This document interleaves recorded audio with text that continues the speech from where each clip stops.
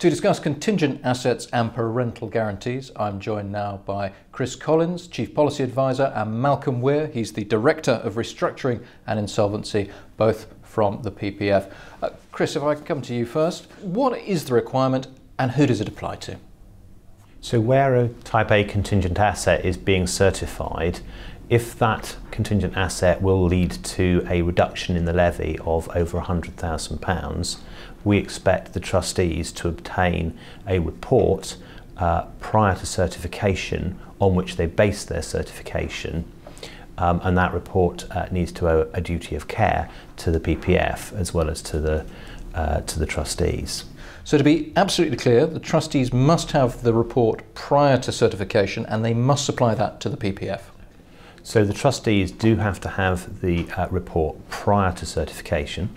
Certification has to take place by the 31st of March each year, and essentially the work that we do to check whether the contingent asset is valid or not depends purely on has an appropriate report been received by the trustees, used in the certification and sent to us by our hard copy submission date. Actually, that hard copy submission date can be slightly different to the 31st of March deadline for certification, because it can be that it's there's a bank holiday or a weekend or whatever, so it'll be the 5 o'clock on the last working day of the month. But if I'm not sure if I'm affected by all this, what should I do? So the first thing to do is to consider what the likely impact of the contingent asset will be. So if you think that there is a likelihood that the reduction in levy would be over £100,000, then I think the sensible thing to do is to get the report and base your certification on that report. We do have a limited capacity to exercise judgment where, for good reason, a contingent asset offers more levy reduction than was expected, but that isn't something that we will do routinely, and so we would encourage schemes to give the matter consideration in advance and, if in doubt, to obtain a report.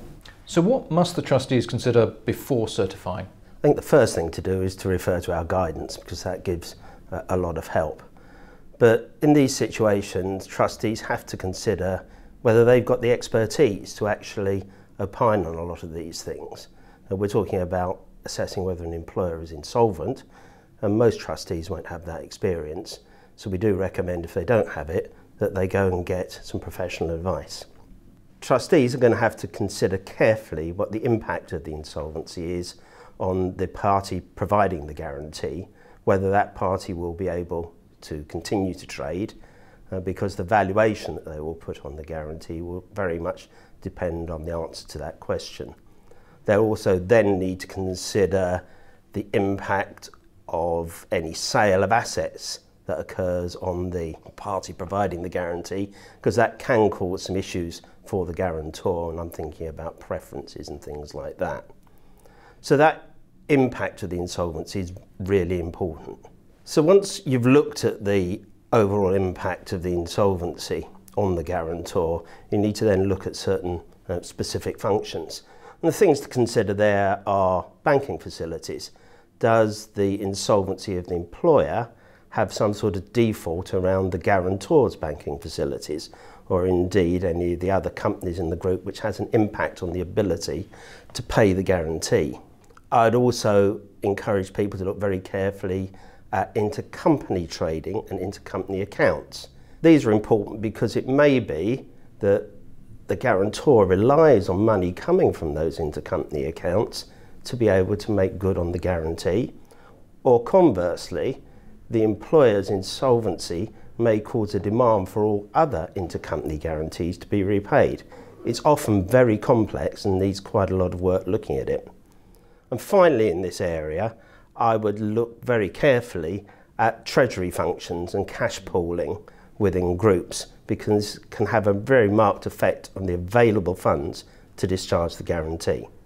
After funding, one of the other areas I think is very important is if a business is going to be sold, to satisfy the guarantee, the trustees need to very carefully consider what the proper valuation of that business is going to be and what the multiples being used to value that are, and to consider whether they're actually appropriate in the circumstances, whether they're appropriate given the employer's insolvency. These things can vary a lot.